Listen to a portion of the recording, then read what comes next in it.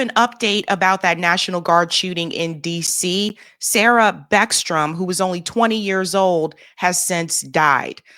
There's some weird things going on here, folks. We're going to get into a little bit about her backstory, get into some details there.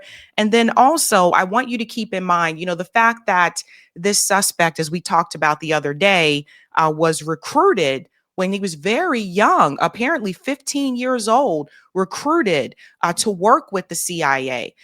This dives into a little bit about this early programming that can happen, early on in someone's life and what that means ultimately in the end. So the suspect, we went into his background the other day. He worked with the CIA, so he was on the US side, like he was on the side of the United States. We're going to get into a little bit more about that asylum that he was granted apparently under the Trump administration. But ultimately, we're also going to talk about what these Google trends are showing. I showed you the other day that the Google trends did show that the suspect's name was searched for prior to the shooting. And now you're going to see a little bit more information about that with Sarah Beckstrom. It's getting weird out here, folks. It's getting weird. Let's go ahead and get into this clip here when it was announced that Sarah Beckstrom has passed away. Brooke, what do we know about the National Guard member who died? Nick, National Guard member Sarah Beckstrom is being remembered this morning as a hero. She was just 20 years old from Somersville, West Virginia. Beckstrom served since 2023 and had been in D.C. since August as part of President Trump's deployment of troops in the Capitol. War Secretary Pete Hegseth wrote of her death, "An American hero. May our nation kneel in prayer for her family." Dozens paid their respects to her in a Thanksgiving night vigil in West Virginia overnight. President Trump called her outstanding. She was savagely attacked. She's dead. She's not with us. Incredible person. Outstanding in every single way, in every department. Just horrible. 24-year-old Staff Sergeant Andrew Wolf was also shot, also from West Virginia. He entered the service in February 2019. And like Beckstrom, he has also been in D.C. since August. President Trump said that Wolf is still in bad shape and fighting for his life this morning. Nick? Let's pause here for just a second. Now, many are arguing that those National Guard troops should have never been in D.C. to begin with, right? Like there are a lot of people that are saying like she would still be alive. He would not be in critical condition if they weren't in D.C. I'm going to tell you a little bit here about how Sarah Beckstrom felt about that assignment from her boyfriend. So we're going to get into that as well. But the reality is here, folks, we have to seriously stop and look at everything and how it has played out in front of us. Again, just a couple of months ago, there was a gentleman who was a pro-Palestinian activist. Also, they said at one point was associated with PSL. They said he drove across country to kill two people in DC that were pro-Israel activists. They are telling you now with the suspect in the National Guard shooting that he drove all the way across country to assault Sarah Beckstrom and the other gentleman there. Sound familiar? But with this particular situation, it is out in the open that he worked with the CIA, and more information is coming out about that. And I want people to think about this. What type of organization tries to recruit someone to basically kill people at 15 years old? He was recruited at 15. So that is early programming that is being done by our intel here in the United States. No one can scrape that. And this is really important because what Donald Trump is trying to do now he's trying to increase the immigration policies to make it so that basically, if you're Muslim, you can't come to this country. This isn't a first. He did this before under his first administration. I don't know why some people are acting surprised. I've noticed this online. Some people are acting surprised. I'm like, he did this during his first administration. But ultimately, the end goal here is to make you fear Muslims.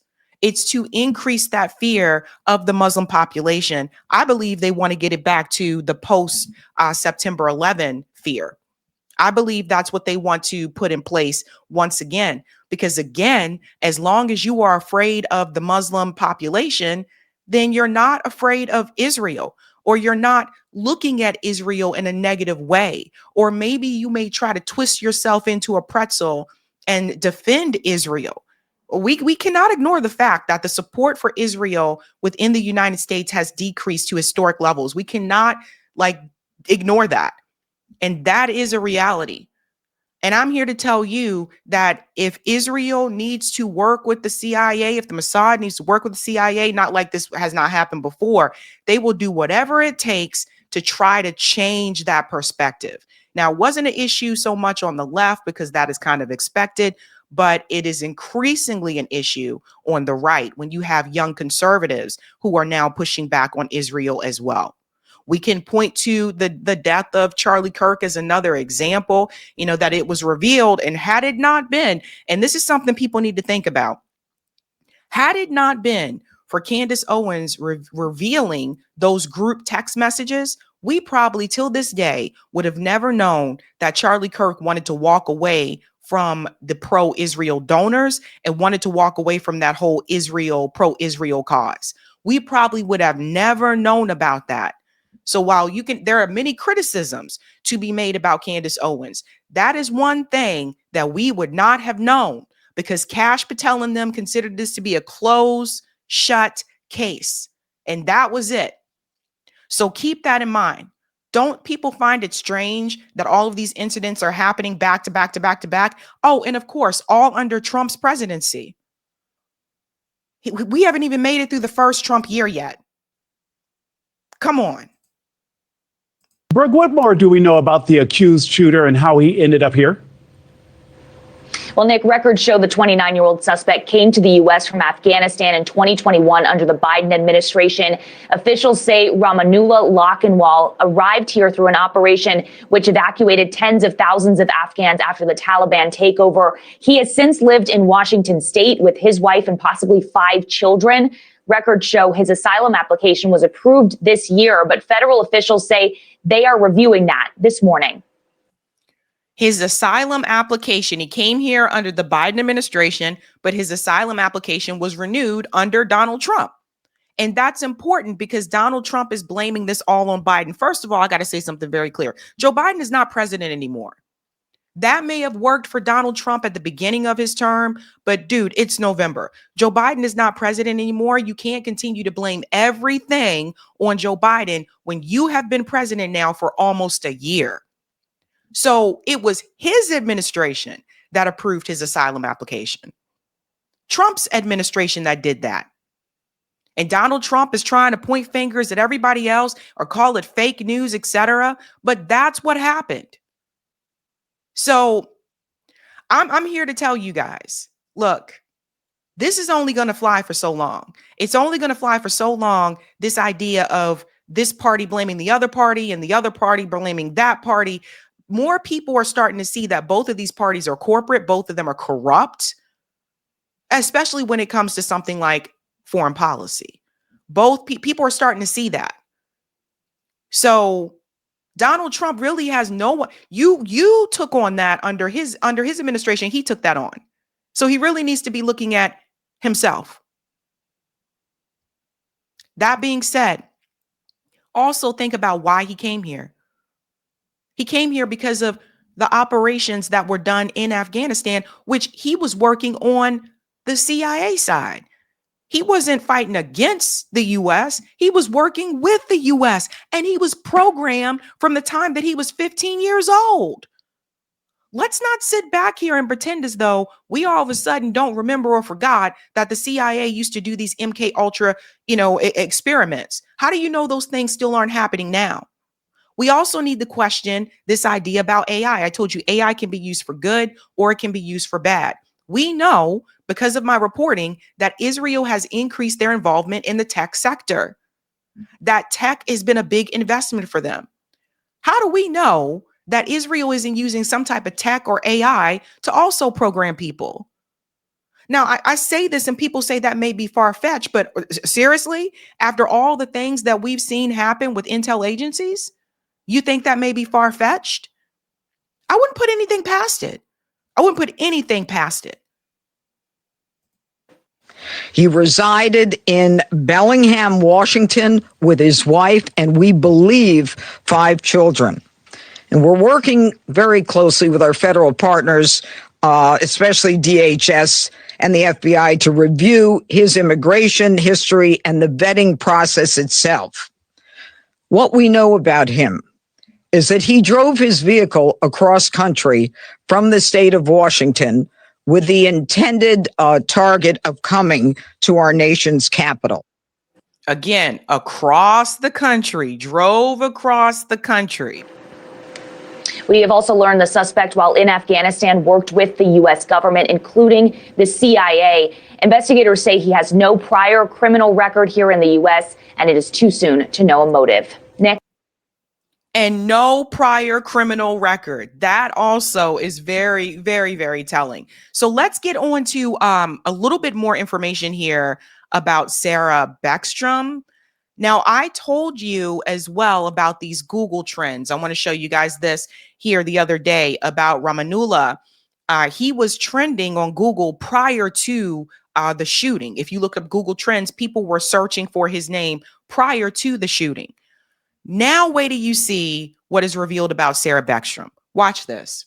Per my research, on November 20th, which is just 6 days prior to the attack, Google search trends showed a small but documented and noticeable aberration in searches for one Ramanullah Lakhanwal originating from the DC metro area. I then zoomed in to look at more closely the search activity for just the day of the attack, and I was absolutely shocked, just floored by what I saw, because look at that. There is a massive spike in searches for Lakhanwal in the wee hours of the morning of November 26th. Once again, that is the day of the attack. A spike, I might add, that completely dwarfs even the number of searches after the news of the shooting broke later that afternoon. Here is a screen recording that I took just to make sure the evidence is preserved, which, by the way, has already been wiped by Google. That part right there. You see, why has Google erased that information? So again, if there was nothing to see there, the information should still be present, but they've deleted it. Why? So shout out to James Lee for recording that and getting an actual screenshot of that search, because that's the thing nowadays, guys. You got to get screenshots, because all of a sudden information just seems to disappear. Imagine that. Of course, the question still remains, why would there have been people searching for this guy's name a week prior to the attack, and then another massive spike in the early morning hours the day of the attack? That strikes me as very strange. Also, a week prior to the attack, remember, he wasn't in DC yet. So for people who are saying, well, it was him searching for his own name, those searches came out of Washington, DC. He wasn't in DC yet. So why? So hello? Like what is, put 2 and 2 together. Now check this out. Another very strange data point. 4 days prior, someone, probably multiple, most likely, in the state of Israel was searching for the name Sarah Beckstrom, the National Guard soldier who tragically lost her life during the November 26th attack in DC. In DC. Why are people in Israel searching for Sarah Beckstrom's name? Not in DC, in Israel. Now, some people are saying, oh, that's not real. It's fake. It's da-da-da-da. But you can look this up for yourself. I think they've already deleted this one as well. But James actually looked at it. So that's the thing. This is what I've been trying to tell people. James actually looked at it. This is wild. See, what is that all about? Well, it has since been uncovered that the alleged shooter, Ramanullah Lakhanwal, was, in fact, a former CIA contractor in Afghanistan. Authorities confirming the alleged attacker, 29-year-old Ramanullah Lakhanwal, drove across the country from his home in Washington state to carry out the shooting. Again, drove across the country. Let's go to the second part here, because we went over that part already the other day. Let's go to this part here. Pay close attention. Because officials say that, yes, Lochinwall came to the U.S. from Afghanistan in 2021 during the Biden administration and applied for asylum in 2024. But according to 3 law enforcement sources, Lochinwall was granted asylum yet again in April of 2025, this time under President Donald Trump. So that wasn't even that long ago. This was just a couple of months ago. So in April. So again, under the Trump administration. So the big question is, was he really a quote unquote lone gunman, or could this have been something more? Something like maybe a domestic false flag operation, or maybe even a U.S. Israeli joint foreign operation. None of those things, by the way, I'm ready to conclude as of this moment. But I think the sheer fact that these theories are widely floating around on the internet, and they are, just go look, is, I think, a direct indictment of the massive level of distrust in our government and legacy institutions. Because think about this. If we were just to rewind maybe perhaps a couple of decades, Occam's razor, right? The idea that the simplest explanation for a phenomenon is usually the correct one for this situation would be, hey, this guy has seen some really horrible and violent things in his lifetime.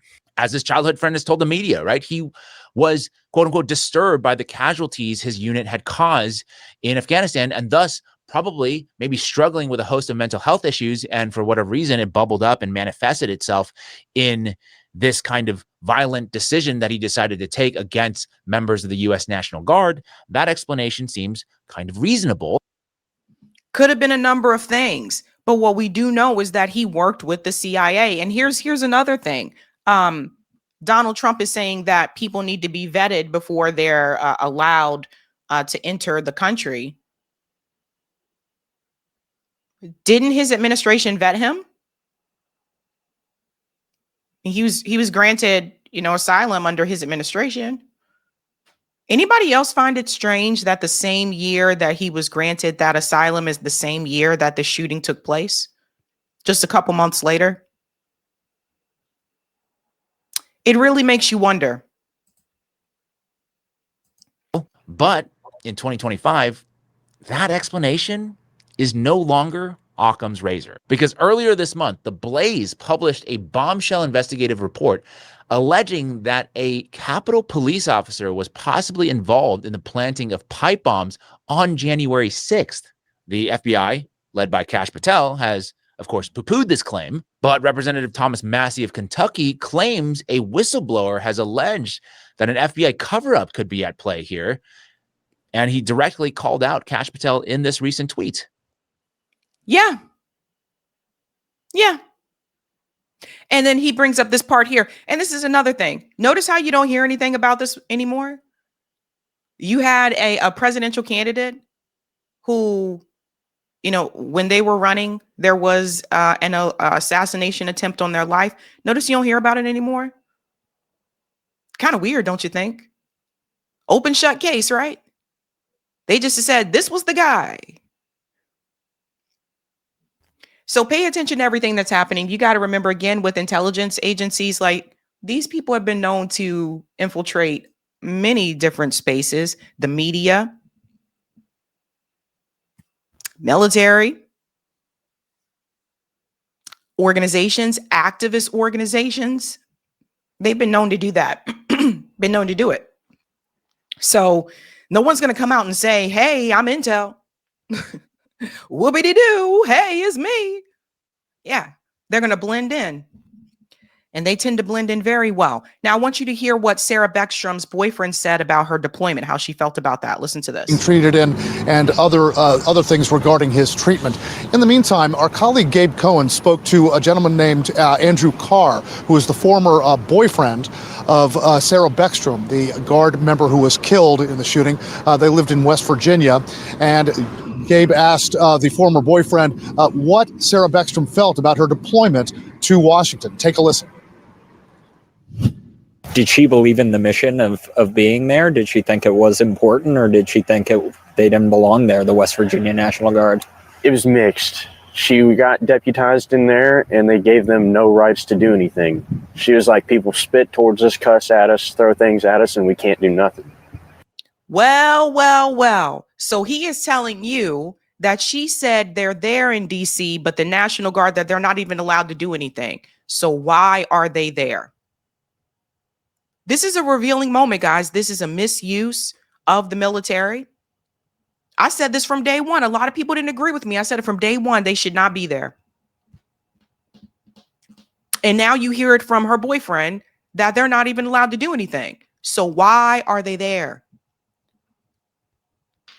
If you pay attention to the increase in AI, pay attention to what's happening with Palantir as well. We talked about that before a couple times on the show.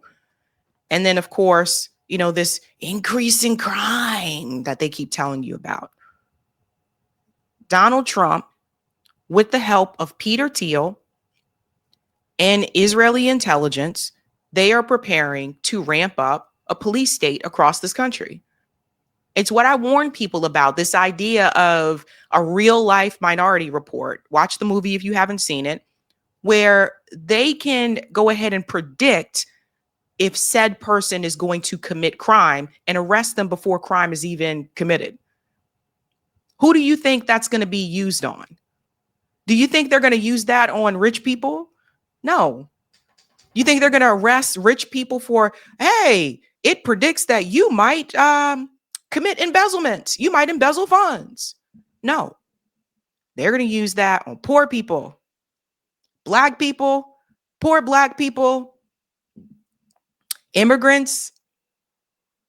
Pay close attention. So all of these factions are working together. Edward Snowden tried to warn people about what was coming. She couldn't detain nobody. She couldn't stop them from doing wrong. It was like they told them to call the cops. She wanted to make the difference. She wanted to extremely. She was happy with it. And she just was also like, why am I here if I can't do nothing? Where they limited them so much, she's like, it's pointless. She's like, I get why we're here. Crime's bad, but it's pointless if we can't do anything. So there you go. Again, why are they there? West Virginia is one of the poorest states in the country. One of the poorest.